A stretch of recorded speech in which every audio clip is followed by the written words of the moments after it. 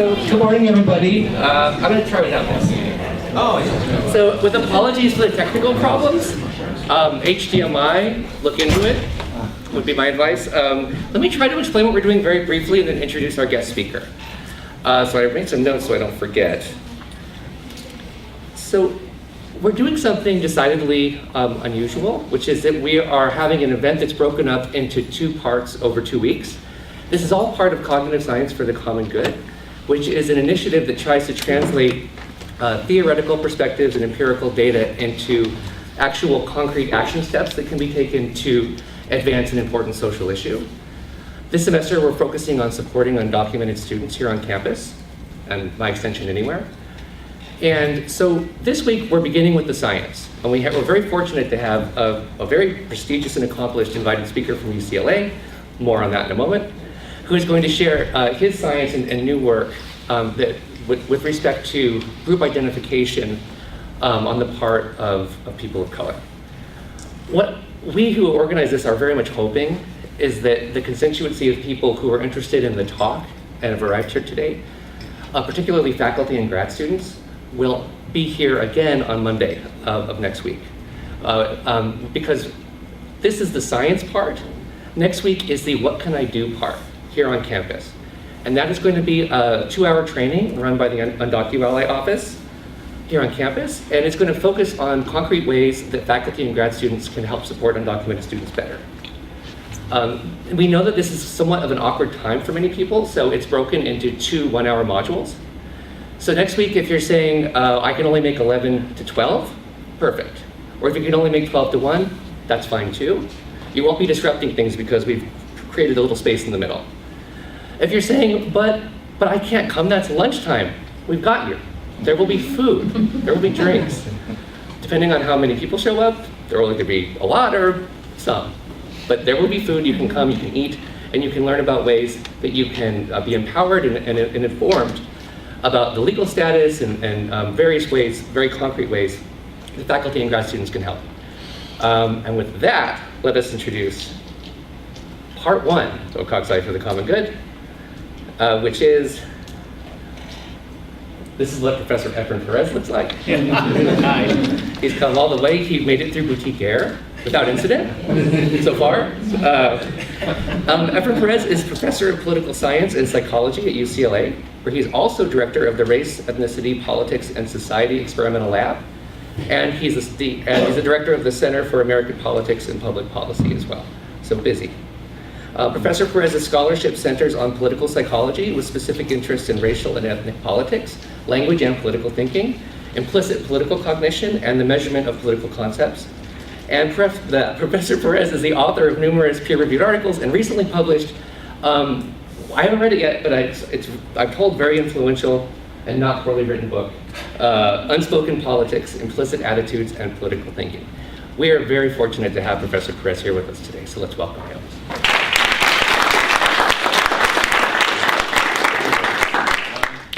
Is it better with the microphone or without, or can you hear me?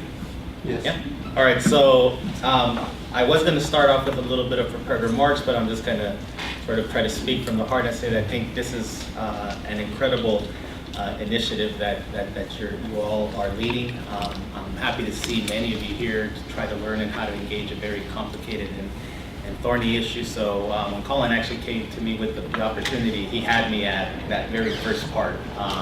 I do believe that it's really easy to get stuck up in your ivory tower as an academic, so anytime that you can try to make your research a little bit more relevant and applicable to the real world, it's gratifying for someone like myself.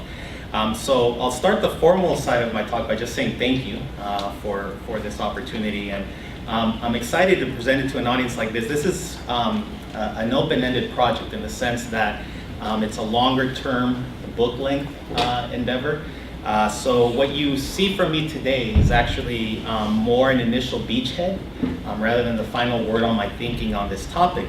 But as the title already tells you, the topic itself, or the project itself, centers on the notion of identifying as a person of color. And so by way of background, I myself am a prototypical Latino. I was born and raised in Los Angeles to two undocumented parents. who eventually naturalized. I went to rural Mexico, still go to rural Mexico quite regularly. My first language was Spanish. All of which is to say that in my 42 years of life, I've been pretty self-aware, highly self-aware, that I am Mexican American in particular and Latino more general. Now, when I moved from LA all the way to North Carolina to pursue graduate study, I became increasingly categorized as, and I began to classify myself as a person of color, right? A label that I think acknowledges my status as a racial minority in the United States and also underlines my specific ethnic group's contribution to racial and ethnic diversity more generally in the US. When I moved from North Carolina to Tennessee to take my first job, the label people of color or person of color was primarily used in reference to African Americans and only as an afterthought to individuals like myself or anyone else that didn't fit that white-black binary. Now that I'm back in Los Angeles, the label itself is being used to refer to anyone that is essentially not white. And so for me as a political psychologist, the question, the potentially interesting question here is, how much of this is more than a label, right? To what degree is a person of color an identity that we can reliably measure and that we can show has political consequences, right, for the world out there. And so the images here, I think, underline the rub of the matter. What you have here are Asian American and Latino individuals standing in solidarity with African Americans as it pertains to the Black Lives Matter movement, right? And so the question for me as a political psychologist is, are these individuals standing in solidarity with each other as members of their respective racial groups, that is, as Asian American, as Latino, as Native American, or are they rallying behind each other under a common banner of identity, that is, as people of color, right? A parallel to this would be the issue of DACA, right, deferred action on childhood arrivals. When you see members of different minority groups rally in support for those who are most directly affected, are they rallying in support, again, as members of their respective racial or ethnic groups, or under this common banner of people of color? And it's a really tricky question, right? Because conceptually, insofar as a person identifies as a person of color, it's likely that they're also going to identify with their respective racial or ethnic group. You're going to get a very tight, robust association between those two things. So for someone like me, to what degree can you actually distinguish those, right? Empirically, conceptually. And so this is actually the four main questions that I'm going to try to present some evidence on today. Whether a person of color identity or POC-ID exists, whether we can reliably measure it, can it influence politics? There is nothing innately political about a social category like people of color. And then under what conditions might we expect this form of attachment to be activated relative to other forms of identity that members of these minority communities actually subscribe to and endorse? Now, in order to understand the development of something like a person of color identity, I think it's important to contend with at least two major societal trends that are in the background here. The first is the increased racial and ethnic diversity of the United States.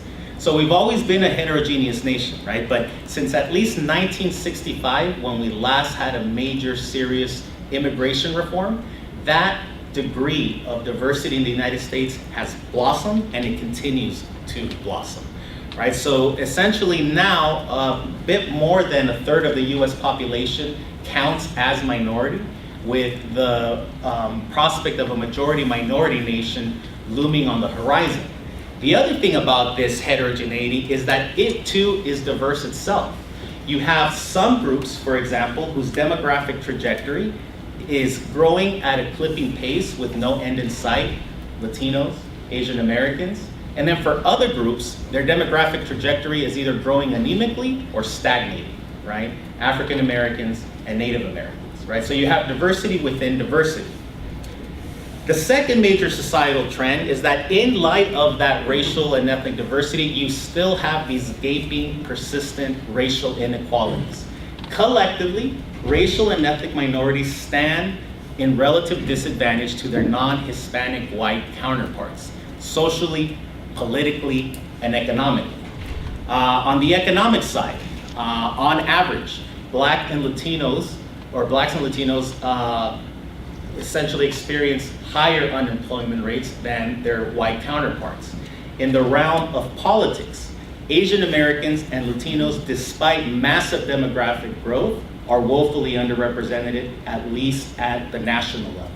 And then when we look at something like anti-crime policy and incarceration, we know that blacks in particular and Latinos tend to suffer from high incarceration rates relative to their white counterparts. So all of this is to say that collectively as a whole, racial and ethnic minorities tend to stand at relative disadvantage with respect to their white peers. So the argument that I'm developing is that in light of these nagging racial inequalities, this growing diversity of the United States is promoting the development of a new group attachment, what I'm calling a person of color identity, or POC-ID. And this form of attachment does two things at the psychological level, right? It infuses non-whites with a sense of uniqueness and belonging. That is, it infuses minority individuals with a sense about what makes them special, the fact that they are a minority, right? And also a sense of belonging. We're all of this together, and not everyone can actually be a person of color in the United States. That's where the psychological cachet comes from. I'm also going to argue that this form of attachment is capable of facilitating collective action to improve non-white station in America's racial order. Don't expect massive transformations. What I'm saying is that for people that subscribe to this identity, the ability to incrementally improve their position relative to whites, whether that is objectively or subjectively, is that much more within reach on the basis of this identity.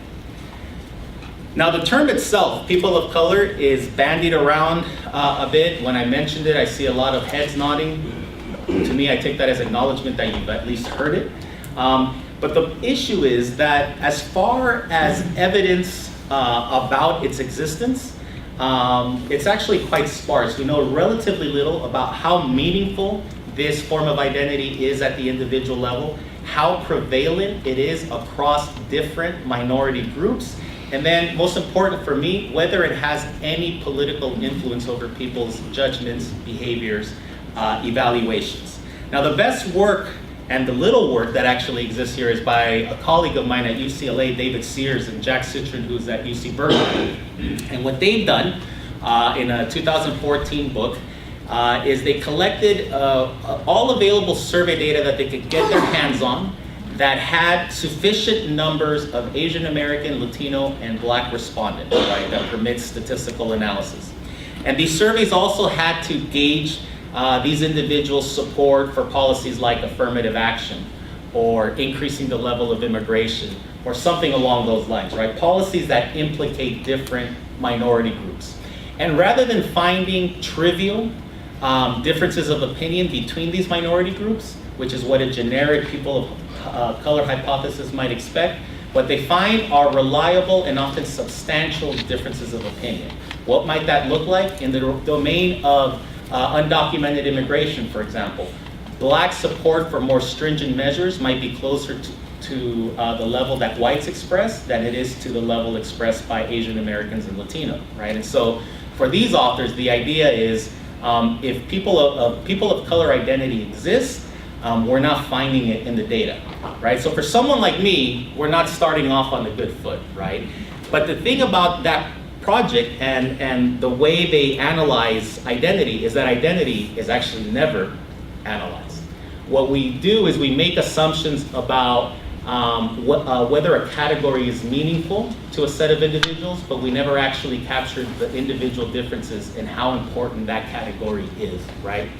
And so quite apart from evidence that says maybe you shouldn't be exploring here, there are additional obstacles, right? To studying the meaningfulness of a person of color identity. The first is that it's unclear what motivation individuals have from various heterogeneous groups for identifying with each other under a common banner. So notwithstanding the collective disadvantages that racial and ethnic minorities experience as a whole, it's also the case that these different groups have different histories in the United States, different experiences with discrimination, different aspirations, different demographic trajectories. It's another way of saying that it's not entirely unclear why minorities are a natural sort of base for a common identity. In fact, you can make the argument that they shouldn't get along precisely because they are so diverse. Second, even if we can surpass that hurdle, we have the problem of measurement. In particular, how do we go about capturing individual level variation in the degree to which the category person of color is meaningful to an individual? And so that will allow us to assess whether the identity exists, whether it's distinguishable from other attachments that these individuals endorse, and whether it has consequences for politics. So that's what I'm going to present most of my evidence on, and the rest of the talk will be focused primarily on these two things. But before we get there, I think it's probably useful, at least it was to me, to try to say a little bit about where the label person of color or people of color actually comes from. Now, I'm going to save you the details of my plunging into historical archives and books, because that was a long run endeavor that took about a year. But the long and short of what I found is that this is a label that was primarily devised by African Americans to refer to themselves, right? And then slowly and gradually evolved to encompass other non-white groups, right? And there are three reasons why this evolution happened. First is just the increased racial diversity, right, of the nation. The second is that diversity is happening alongside these persistent racial inequalities. So you have various political elites and other political entrepreneurs making the case that other groups are analogous to blacks or analogous to African Americans, right? We're comparing apples to apples, not apples and oranges. And then there's also political incentives on the left that I'm going to speak to. So in order to gain some empirical traction, rather than just tell you a story, I tried to do something empirical about it. So what I did is I looked for all mentions of the phrase people of color in major black newspapers and major mainstream newspapers from the period 1960 to 2017. The major black newspapers were the Chicago Defender, the Los Angeles Sentinel, and the New York Amsterdam News. The major mainstream newspapers were the Chicago Tribune, the Los Angeles Times, the New York Times, and the Washington Post. Now that sounds like some really cool data. The problem is that not one of those single newspaper series is complete during the entire span under analysis. What you have instead are about 8 to 9 individual time series that are overlapping but incomplete. So what I do is I take an algorithm that is used by some prominent survey researchers. Jim Stimson is the gentleman's name who devised it, to essentially extract common movement from such data. And so what I do is I use that algorithm to create 2 temporal aggregate measures, one for black newspapers, one for mainstream newspapers, that capture the average yearly mentions of the phrase people of color in their news coverage. This is what you see graphed on your left. The solid line is the measure for black newspapers, and the checkered part of the graph is for mainstream newspapers. 2 things should pop out to you, only because they did to me. The first is that mainstream newspapers don't use the term people of color until the late 1980s, early 1990s, right? A very tiny slice of the period under analysis. The black newspapers are actually using the phrase people of color for the entire duration of that span, right? The second thing that should jump out at you is that massive spike in news stories right around the early 1990s. And that's consistent with what we know historically was happening in American politics at the time. This is the era of the 4 white police officers beating Rodney King, their trial and acquittal, the ensuing LA riots, This is also the era of Proposition 187, which was that ballot measure that tried to exclude undocumented immigrants and their families from government services. And there are more events like this. The point is, this is around the time where there were a lot of minority-related events, right? Affecting various different groups, with the theme often being marginalization, oppression, or some sort of unjust grievance, right?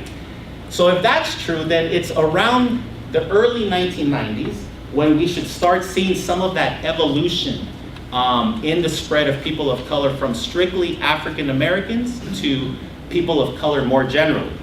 The graph on your right uses the same Black newspaper time series, but I reconfigure it in a way that I'm graphing the percentage of news stories in Black newspapers on a yearly basis that use people of color with an exclusive focus on Blacks, right? When these stories are using the term people of color, they are only referring to African Americans, right? And so what you see is that around the late 80s, early 1990s, that figure starts to stabilize at around 50%. That means from there on out, anytime Black newspapers are using the label person of color or people of color, they're using it in reference to Blacks and Latinos, Blacks and Asian Americans, Blacks and all the other two groups. It's a rainbow, right? That's how the term is being used.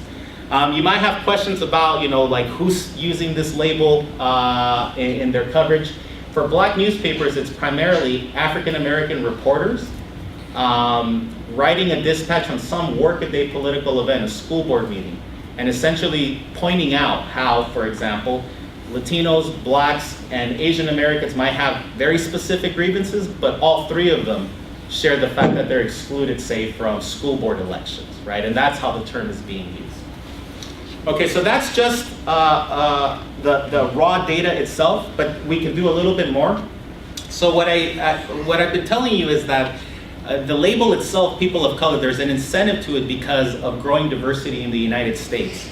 So what I did is I collected, as far back as I could go, census data on the share of non-whites in the United States on an annual basis. The time span under analysis is less than 30 observations, but we can still actually do something statistical and meaningful in the sense that increases in racial diversity over time are reliably associated with increases in the number of news stories in Black newspapers that use the term people of color. Ditto with nagging racial disparities. The best available data here are for unemployment. And so what I do is take average unemployment for African Americans and Latinos and subtract from it average unemployment on a yearly basis from non-Hispanic whites. And so you get a relative measure of unemployment. Over time, increases in unemployment, which is the indicator of inequality here, is correlated reliably with increases in the number of news stories in Black newspapers that mention people of color. The last thing is that the evolution of the label itself also seems to be tied up to left of center politics.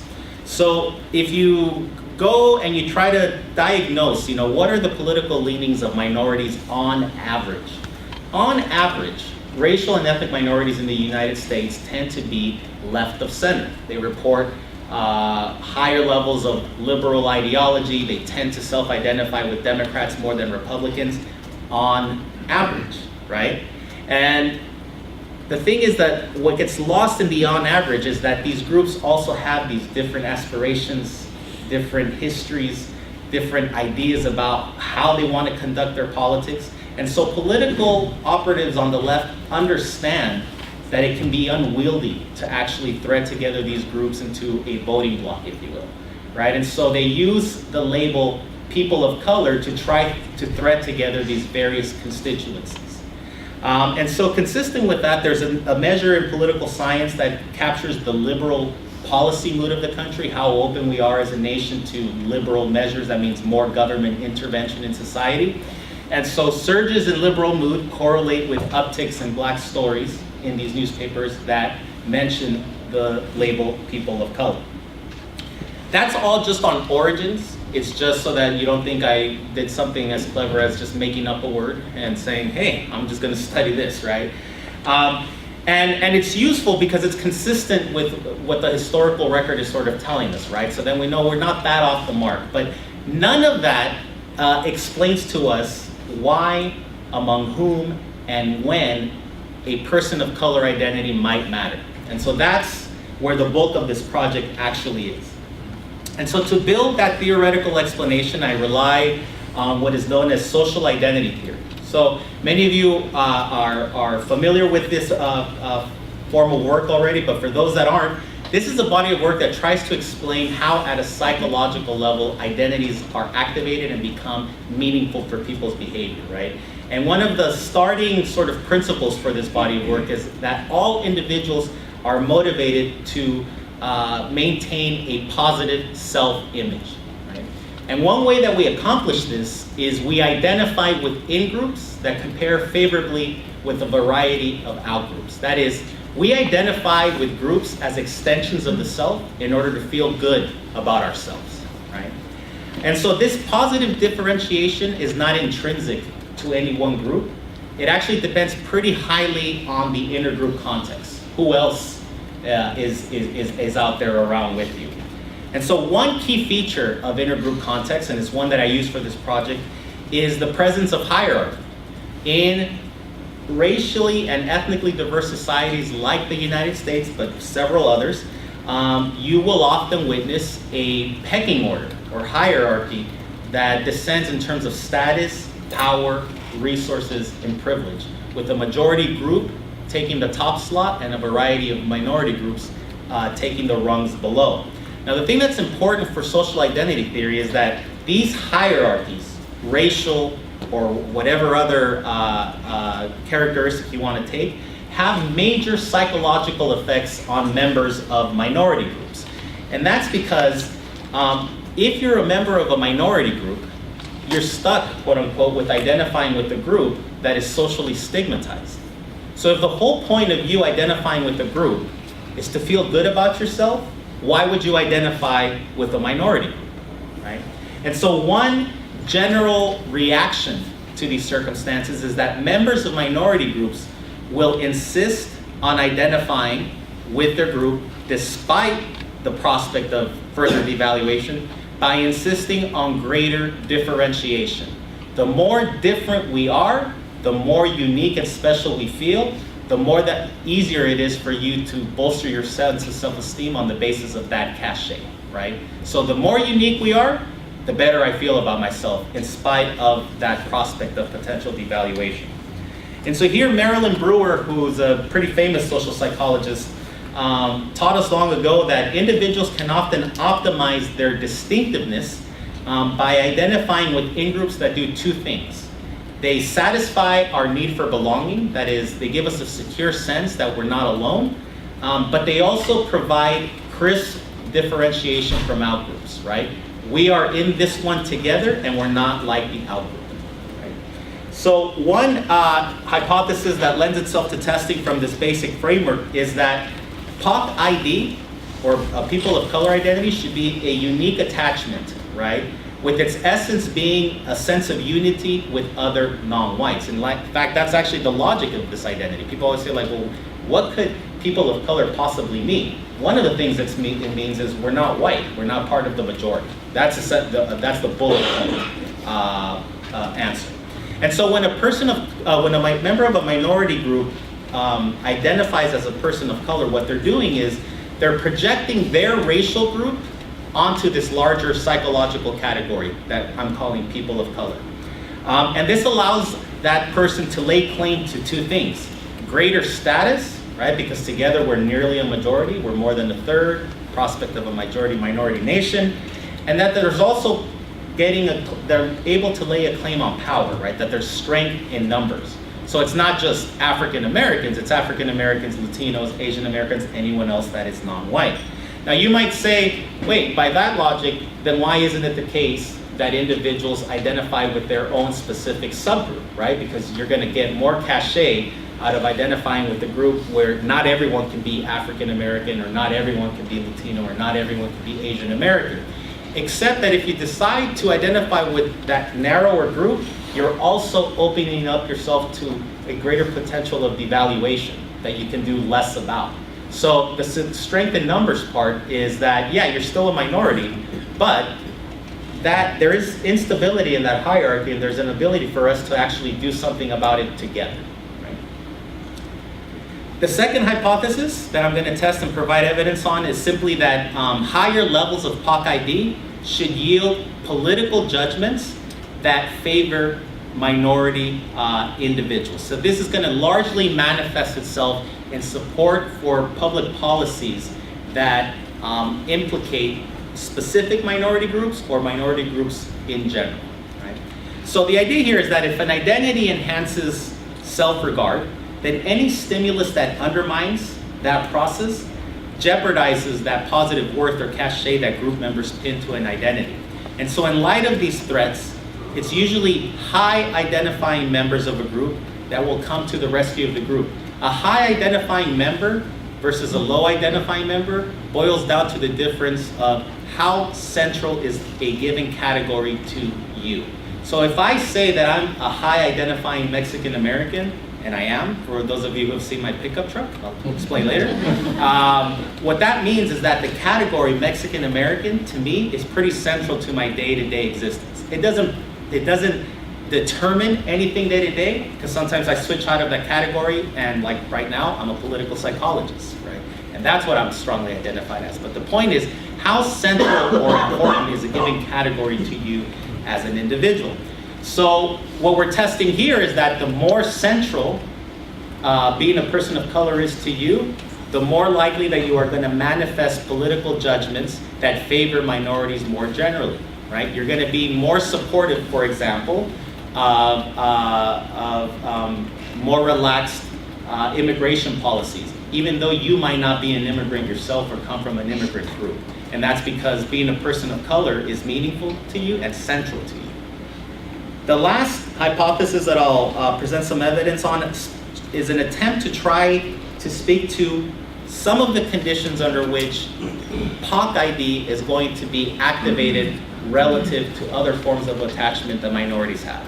So one of my big pet peeves, and I don't have that many, but one of them as a political psychologist is that minorities are often assumed to be walking around like minorities and identifying as minorities 24 hours a day, right?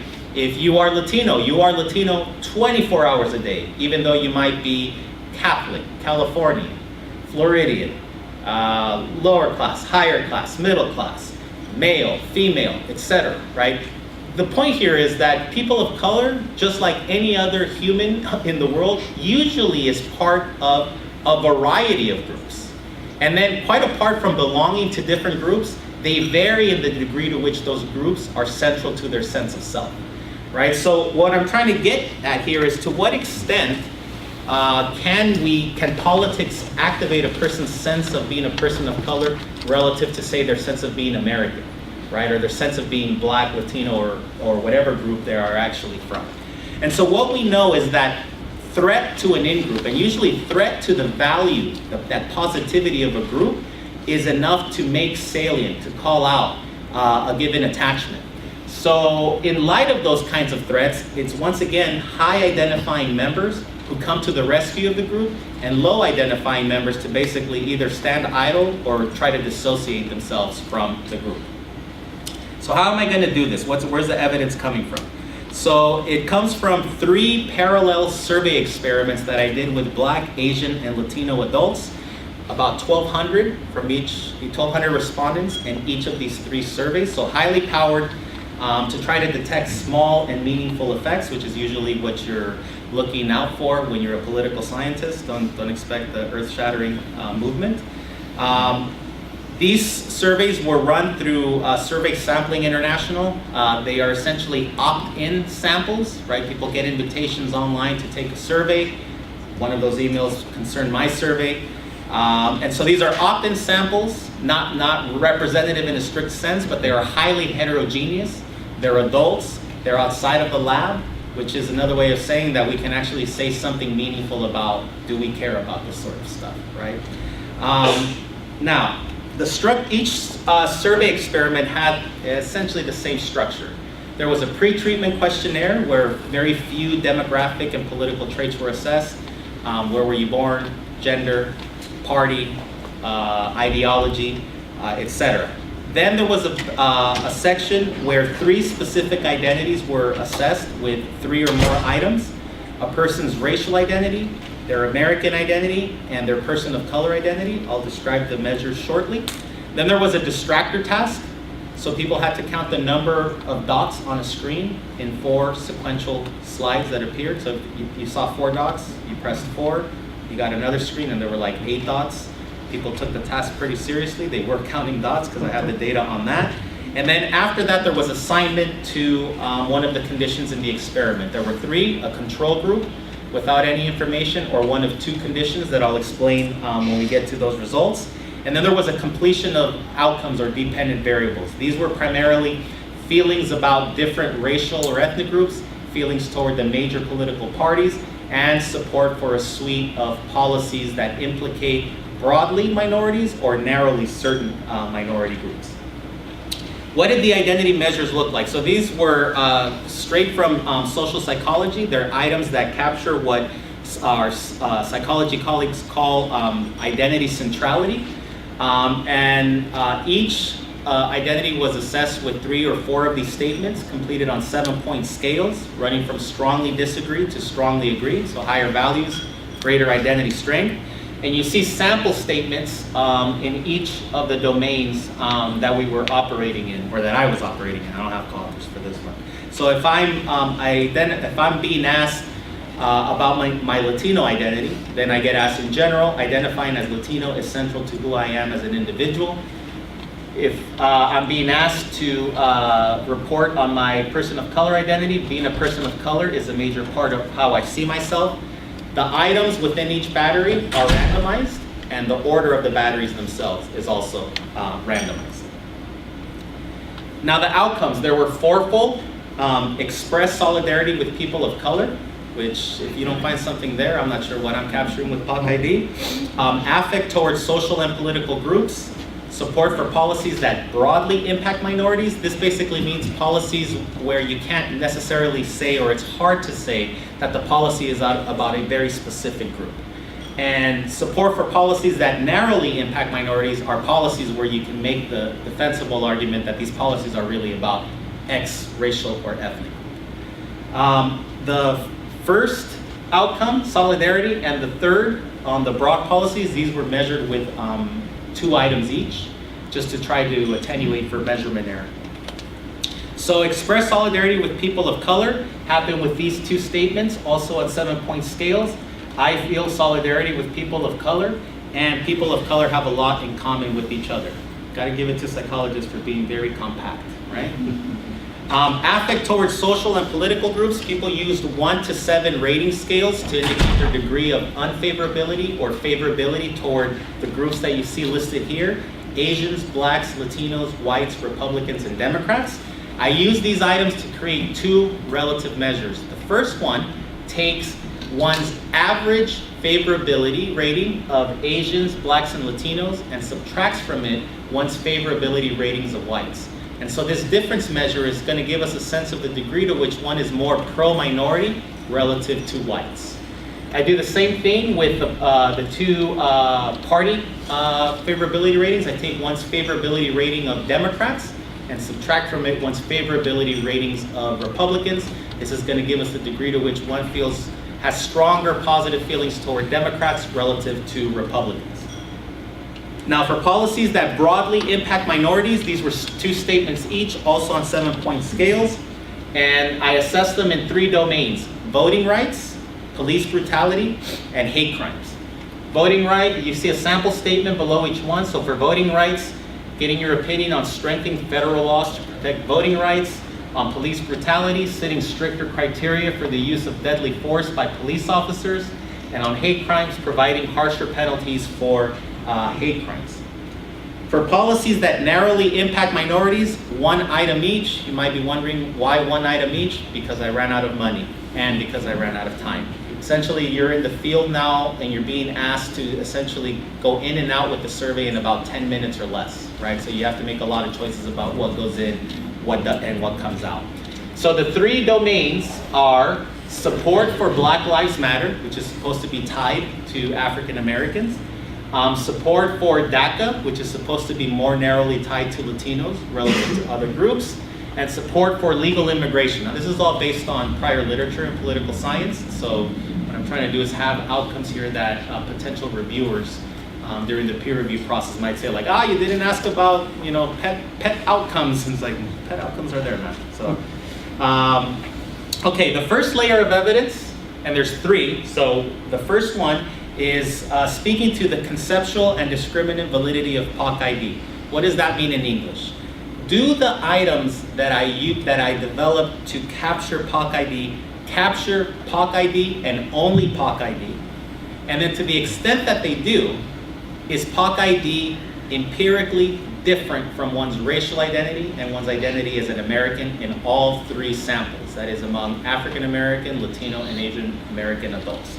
So you're not gonna be able to see the actual entries, but they're coefficients from a factor analysis.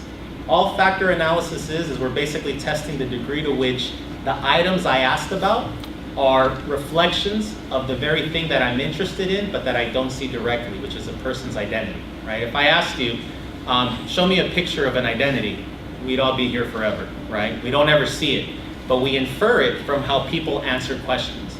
And so this analysis, the fit statistics tell us that if I model these items as capturing three separate identities as I intended to, that's the best fitting model. If I try to treat racial ID items and POC-ID items as one, the model falls apart, right? Besides just the global fit or the general fit of the model, if you look at the loadings that are circled up there, what you see is that for the POC-ID item, being a person of color is a major part of me.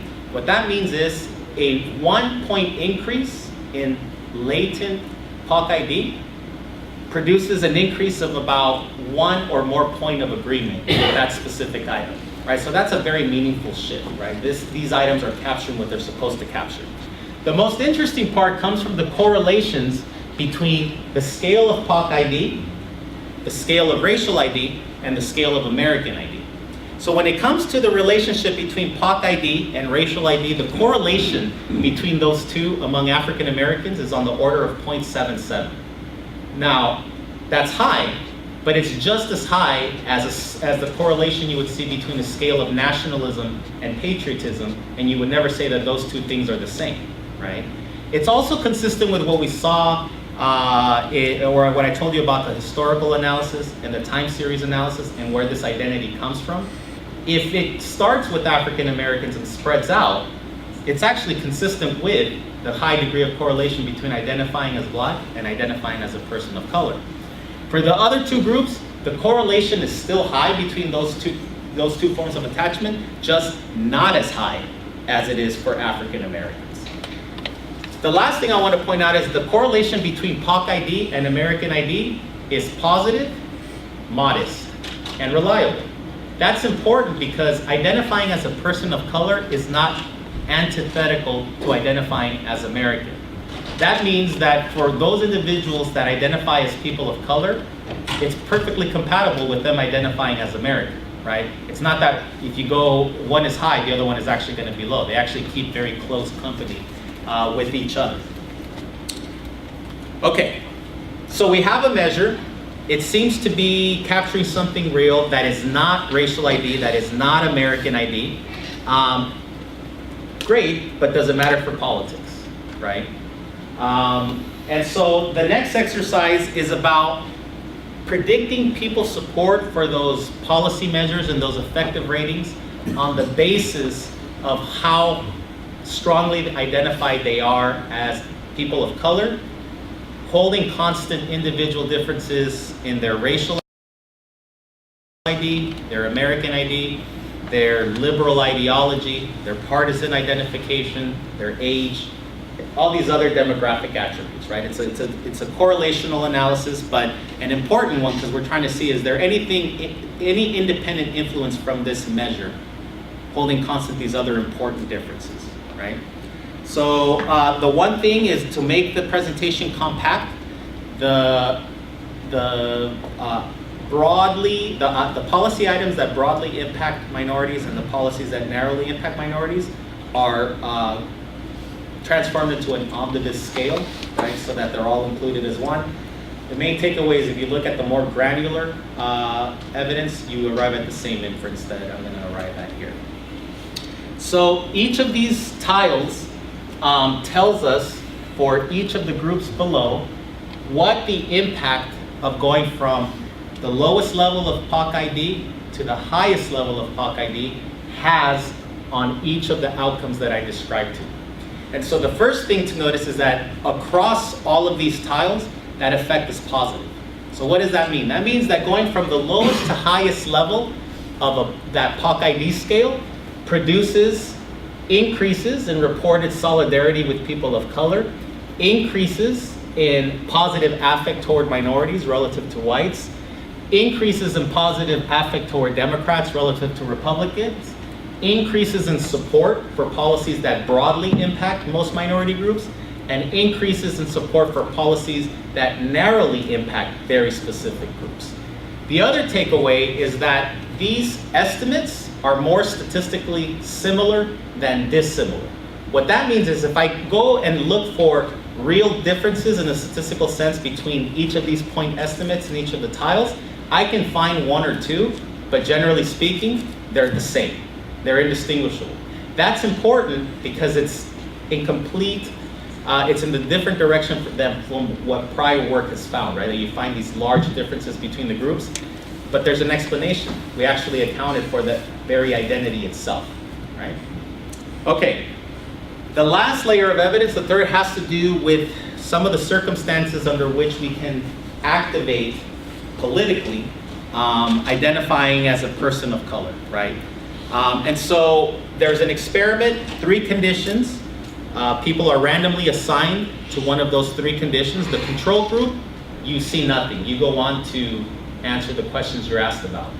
If you're assigned to the threat in-group source, and so I'm a Latino respondent participating in that Latino survey, I get told a large group of Black, Asian, American, and Latino leaders met in Washington, D.C. a few days ago to discuss challenges facing their communities. James, and since I'm Latino, will say Garcia, a Latino leader in attendance and spokesperson for the assembled group, explained to reporters, people of color must recognize that racism is still alive in the United States. I'm talking about Blacks, Asians, Latinos, all people of color. Goes on, and it basically concludes by saying, it's 2018, this cannot stand any longer. We must come together to end this hate toward us.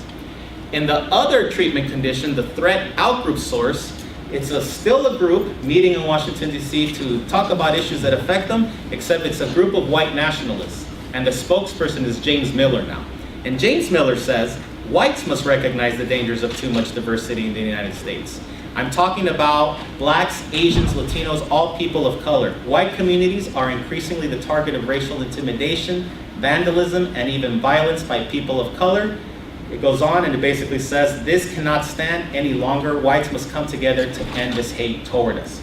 So the way that we test for activation in political science is with respect to the control group, do higher identity levels, in this case POC-ID, have a stronger impact on your political judgments in each of those treatment conditions. We're looking for what is known as a statistical interaction. I'm going to boil this down with pictures.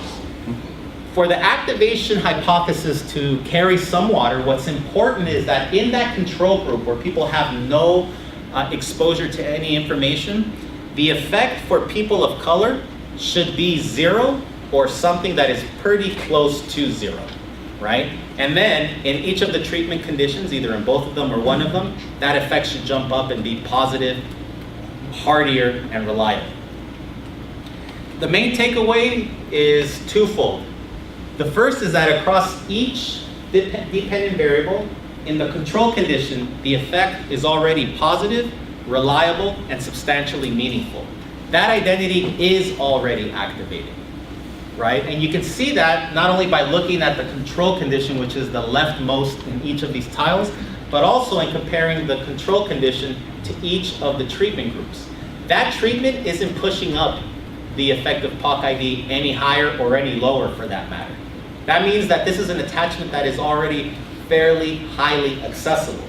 Now the problem for me, unlike the newspaper data, is that I can't go back in history and figure out how much of this is a Trump effect, right? How much of it is a shift in politics that now identifying as a person of color is that keyed up relative to some other baseline. But this is something that happens for all of the outcomes under analysis, right? All right, so the summary here is that POC-ID seems to exist. It seems to be conceptually distinct. It's meaningfully associated with political outcomes. And it seems to be a highly accessible form of attachment among members of these three groups. Now, this is a story that might seem unique, but I actually think as a political scientist is just another chapter in part of a larger story. And the story is, how do social categories that at first seem so artificial, so out of step with reality, become politically meaningful? So if you went to the late 1970s and you were in the United States and you weren't a baby like me, what you would know is that the category Hispanic/Latino was born. And in that time, and in the ensuing years, there was debate about just how artificial that category was. That you were mishmashing together groups from different countries with different histories, sometimes antagonistic histories, different experiences in the US, different receptions to them in the US, so how on earth could it mean anything?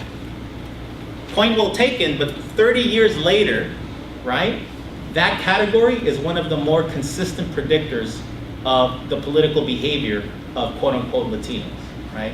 So much for how it became artificial. And we see some of this in other nations, right? Colonial powers that went to Sub-Saharan Africa and carved up tribes into administrative units. Didn't make sense. Fast forward a few years later, those categories make sense, right? And so this is partly what's happening here, right? This is a category, people of color, that encompasses all these groups, and it's really easy to basically highlight just how different they are in terms of aspirations, goals, and histories. But at the same time, they are collectively experiencing certain things that makes perceived similarity that much more credible, right? And that's actually what's producing a lot of these effects. Now, in terms of what else you can contribute to here, or what I think I'm contributing to here, there's an extensive literature in political science about some of the conditions under which minority groups are going to build coalitions with each other or not, usually at the local level. And lo and behold, one of the main takeaways is that, yeah, under some circumstances, you can get these groups to ally with each other, right? And support common causes, common candidates. But what is always missing in those studies is what the underlying identity is, right? So are they supporting the candidates as partisans, as Democrats, or as ideologues, or as people of color? Or it just so happens that for Blacks, Latinos, Asians, or any other group, their interests just align, right? But the identities are separate. And so this project, I think, speaks a little bit more to, there is a new category, and under some circumstances, it's going to be that rather than something else. Now, where do we go next? There are several ways, but avenues here. The one that I'm pursuing now is, since the results of that experiment are basically telling me that people of color identity is already pretty highly activated, then as an experimentalist, I'm trying to think through ways that you can take it from here to basically undercut it, right? And see when it falls apart. And actually not falls apart in the sense that it gets snuffed away, falls apart in the sense that other forms of attachment become more relevant. Case in point, I'm working on an experiment, right, that actually hews even closer to reality than James Miller and the white nationalist movement, right? On this one, if you actually look at political data on Asian Americans, African Americans, and Latinos, on average, those groups trend toward the Democrats, right? They self-identify on average as Democrats. It's also the case that 15% of African Americans at any one time self-identify as Republicans, but then about 30% of Latinos and Asian Americans do. So that gives you an opportunity to talk about the same empirical reality as they all speak with a common voice because they're Democrats, or they're all speaking with many voices because, their views zigzag all over the place, right? And so under those circumstances, there might be a trade-off between people of color versus your partisan ID, right? And so that's where I'm headed. If you have other advice about what to do or what not to do, I'd be happy to take it, and thank you.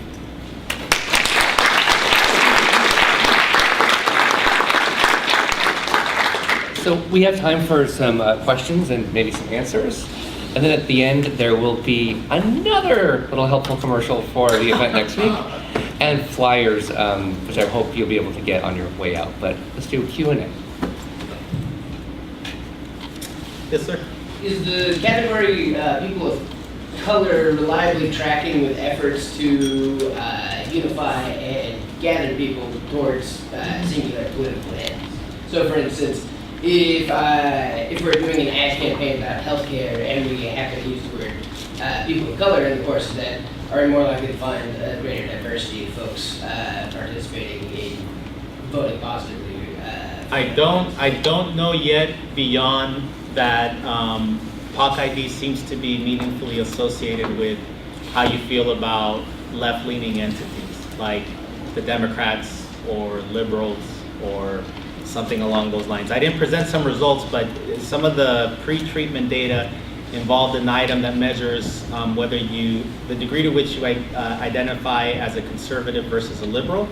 So the more you identify as a liberal, the higher your score is on the POC-ID scale, but not on the racial ID scale or the American ID scale, right? So what that means is there's something about progressive politics that is linked up to that category.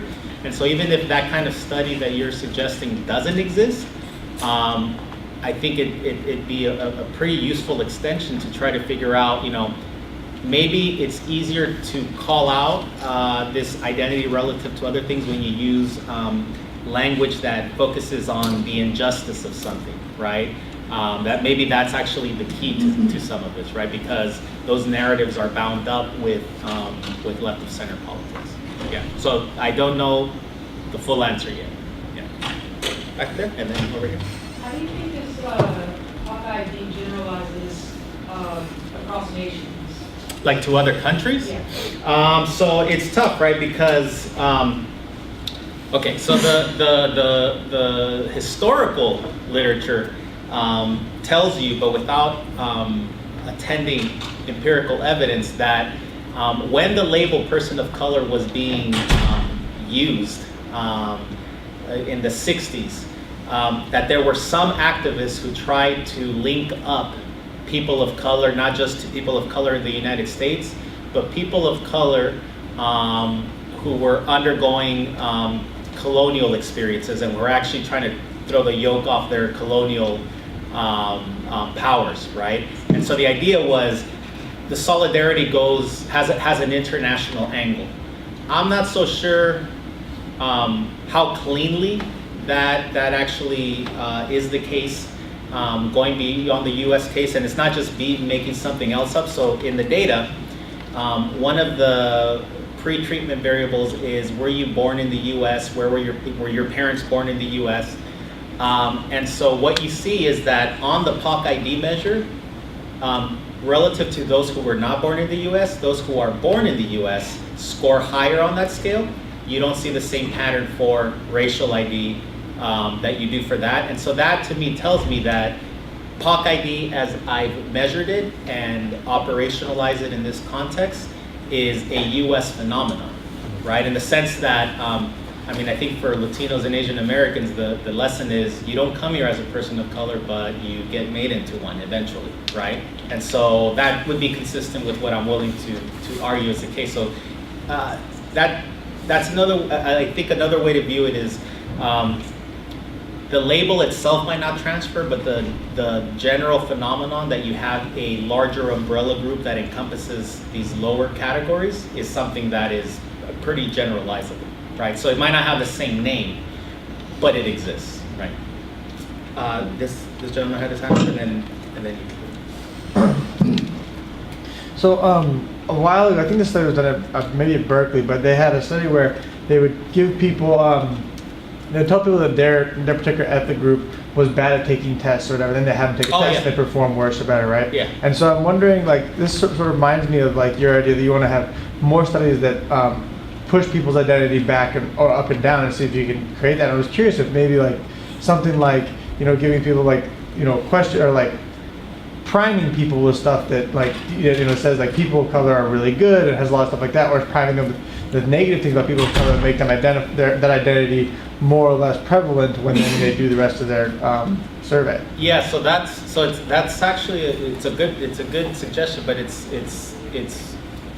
it involves a lot more heavier lifting than might appear. So like the thing with those stereotype threat studies that you're referring to, there's some face validity to saying, this group experiences this stereotype, right? So in the domain of standardized testing, we can all agree that African Americans don't do as well for X, Y, and Z. That's a stereotype even if I don't endorse it, right? And I can do that with any other racial group, but with a category that is this relatively new in a sense, it's not that can't happen, it's that I need to figure out what the negative attributes are about the group that group members recognize, but that don't necessarily subscribe to. And I don't know what that would be yet, right?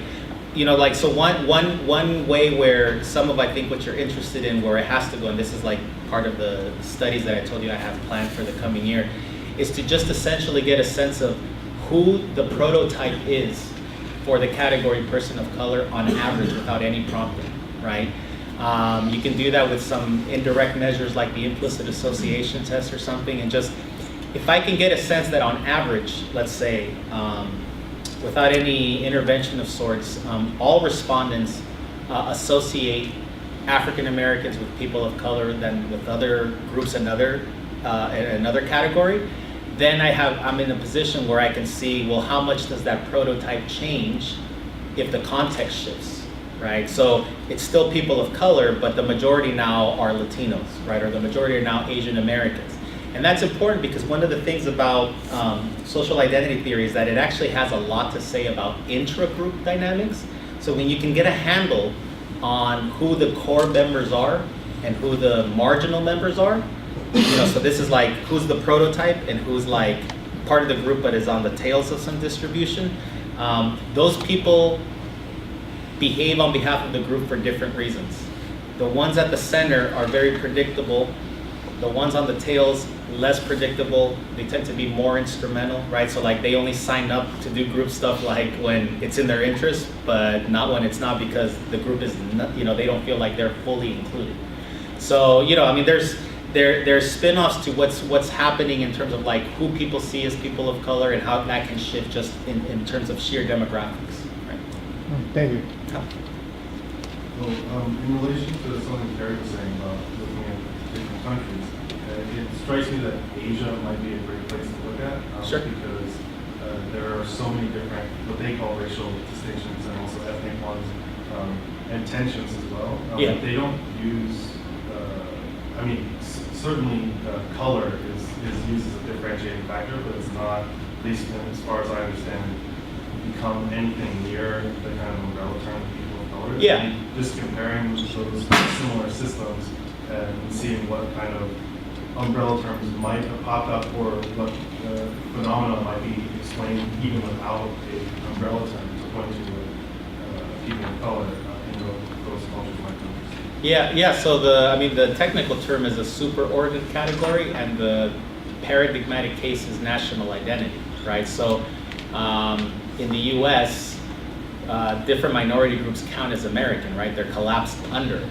The tricky part about these larger categories is that you can say they all operate, they all treat the underlying groups equally, right? So blacks have the same sense of being American as Latinos, as whites, etc. But there's actually some other work from mostly German social psychologists that shows that with these larger categories, one of the challenges is that usually there's one group that takes ownership over its imagery, its symbols.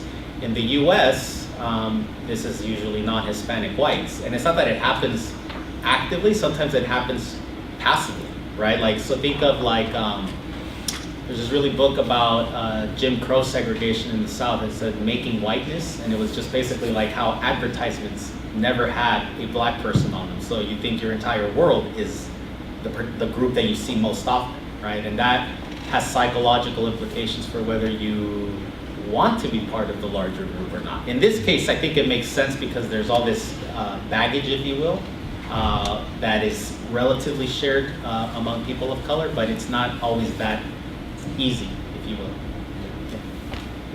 Do you think there's a parallel trajectory with this people of color identity and the sort of trajectory that the identity of whiteness has sort of been broadly made more inclusive over time? So at one point in American history, Italians weren't considered white, but now Italians may be considered white depending on, I guess. Yeah.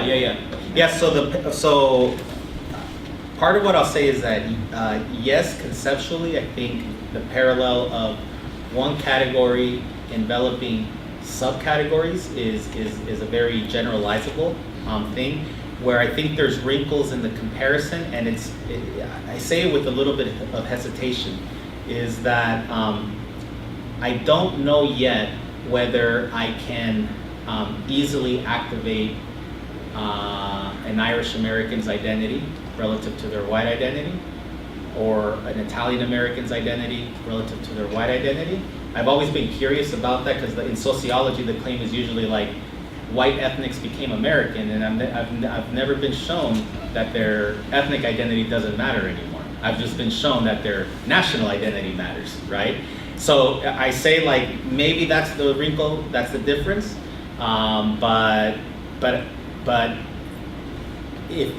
if the data come back where you can just as easily activate that subgroup identity, then we're basically talking about a slightly more generalizable phenomenon without having to pay attention to things like time or something along those lines, right? There's also like in here like the category white has expanded and narrowed and expanded again because there's like an institutional like source or like roots that basically feed that, right? Like there are laws, right? Whereas for people of color, it's there are no laws on the books, and there aren't categories like that you're checking off certain forms, right? That exist in that particular manifestation. So it's that I would say like that's what gives me pause about saying like it's a complete one-to-one correspondence. But yeah, I mean like I just would like more data. Yeah. That actually feeds into my question. So my mom's family is Irish, and I think she identifies as an Irish American more than, like, say I am, because that didn't matter like when I was growing up. And so when like the Black Lives Movement matter started, she felt like she was having this conversation, and she's like, I feel like I'm being super racist because I share these concerns about like the history that like her family went through. And that was like similarly bad, not as bad. But she's like, but I can't say that I share that idea because I feel like that about it. But I was wondering about how, like, so maybe increasingly through the generations, we identify as less Irish. And so then if you started your data, like looking at people who are like historically Irish, you might not see that identification as an Irish American anymore because of the like broadening category of whiteness. And Sure, but like I'm trying to think like if I could go to Fenway Park again to go see another baseball game, and I ran a clever experiment where like I tried to prime people's Irish American identity rather than their identity as Red Sox fans or as Americans, right? Like what kind of poll would you get? And the answer is I'm just not so sure because I think the literature there is basically it's just cobwebs. And I think it would definitely be a generational thing. Yeah, so but even with the like weaker levels on average is not the same thing as like it's activated and relevant in the here and now. So like for example, so I'm second generation Mexican American. I should tell you about what's going on with my truck, right? Because I mentioned the truck. My truck and my Jeep basically have an American flag and a Mexican flag sticker like this big. That's all it is, right? And I know I coach my kids on trying to have good positive group worth, right? But I can tell you that if there is some message that is anti-Latino or anti-Mexican, my parents feel it, I feel it, my kids are like, what the hell are you talking about? Like I don't, that's not me, right? But they're like, what? They're like 2 generations removed from that whole business, right? That's not the same thing as saying that under some circumstances, I can remind them that they're still Mexican American and have it affect their behavior. I know that that's the case because sometimes they come back from school and tell me about what so-and-so said about Mexicans on some day, right? So like that's the thing that I'm interested about, what happens to these subgroup attachments, right? They can be dormant, that doesn't mean that they don't matter anymore, right? That's what I'm trying to get at. Yes, right here. Yeah, I had a question. I have 2 questions. So one is about how when you survey people on how they identify, and then you saw that African Americans identify with people of color, and that correlates with their attachment, you know, as a racial, you know, or their racial identity. So I wanted to know if you had any qualitative data that explains why they correlated the, you know, Why they're that POC highly identity correlated? with- yeah. Yeah, with so racial. I don't have the qualitative data per se. The correlation makes sense from what I learned about the evolution of the term, right? So like if it's native to your group and then it slowly gets used to basically say this group is analogous to our experience, that correlation should be high. The correlation itself doesn't do justice. So like I actually break down the data into each measure into 3 categories. You score in the very high range, the very low range, or the neutral. For African Americans, out of those that score in the highest range of their racial identity, 70% or so also score in the high range of the people of color high identity. For the other 2 groups, that proportion drops to about 50%, right? And so it's all consistent with what's, you know, like if you're on the receiving end of a category, right? It's basically grafted onto you rather than you coming up with it on your own, then you should see that pattern of correlations. On the question about like the qualitative data, so one thing that I've thought about doing is just to parallel some of the indirect measures of who the prototype is for people, is just to ask them, when I say people of color, can you tell me who you're thinking of, right? And then just code up who they are, what their race is, etc. Right? And I think that would be useful because I think that's part of where we'll get a better sense of how powerful or not this identity can be in politics, right? Because it's just as easy to actually. There's a lot of work in social psychology to show that. So, for example, if you prime Latinos or African Americans or Asian Americans with information about society discriminating against their specific group, they don't become more pro-minority. They become more pro their own group, right? So the natural tendency is just to cling to your own. So a lot of what is happening with people of color, there's a leap in terms of like political elites and other entrepreneurs basically taking the same information and packaging it in a way where they can say, there are more similarities than dissimilarities when we talk about slavery and, you know, exclusion on the basis of immigration status, et cetera, and then there are circumstances where, no, those are apples and oranges, right? And that actually does a lot of the work, right? Are people whose opinion you care about telling you that we belong together because of common experiences and that threading is happening, or are you being told, use the same information is being given to you as these are 2 different things, right? And you know, I used to work in local politics as a consultant for a firm, mostly like city council folks, and it was often the times it was like the one Latino and predominantly Black communities, and you would hear about like, well, look, yeah, we're all sort of quote unquote oppressed, but you know, slavery is not the same thing as this. So then you have other political leaders who will take the opposite stance, right? And so that's actually what's so interesting is how much latitude political leaders have in terms of creating a category like this. Yeah, and that's also interesting in terms of like, so the second question I have in terms of that rift, because that right there, what you were saying, people comparing, you know, or some people call the oppression Olympics or something like that.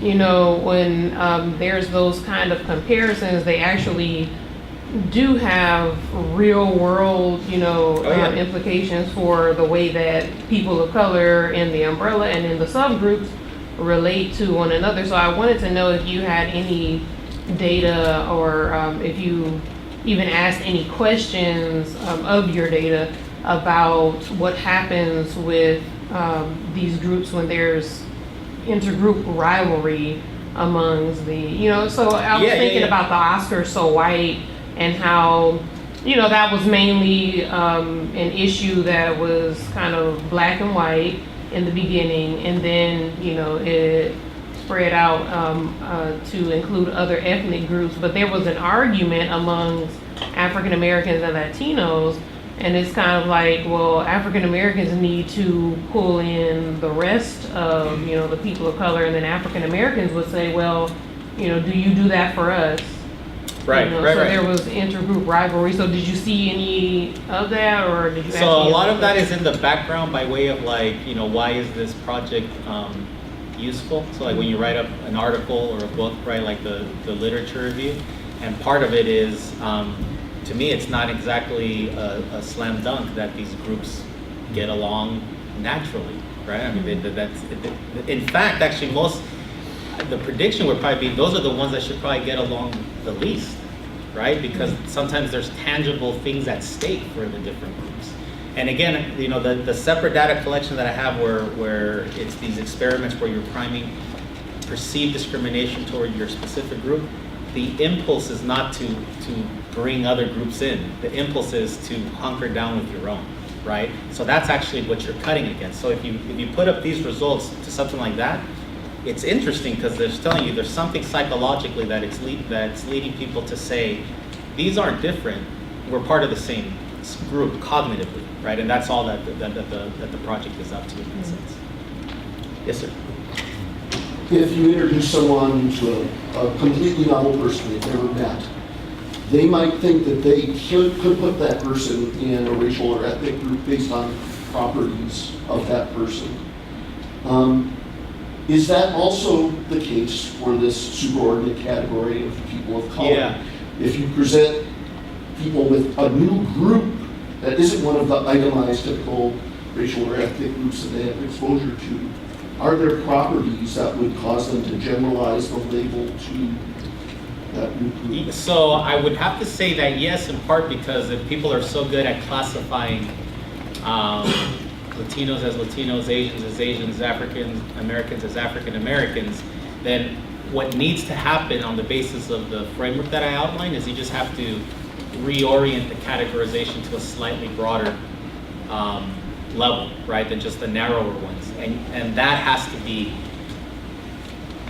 meaningful enough for a long amount of time already that people, if you gave them, person of color versus white, they would be able to distinguish between attributes pretty well, right? I haven't done something like that. I mean, there's one possibility. Person of color is defined as black or Asian or Latino.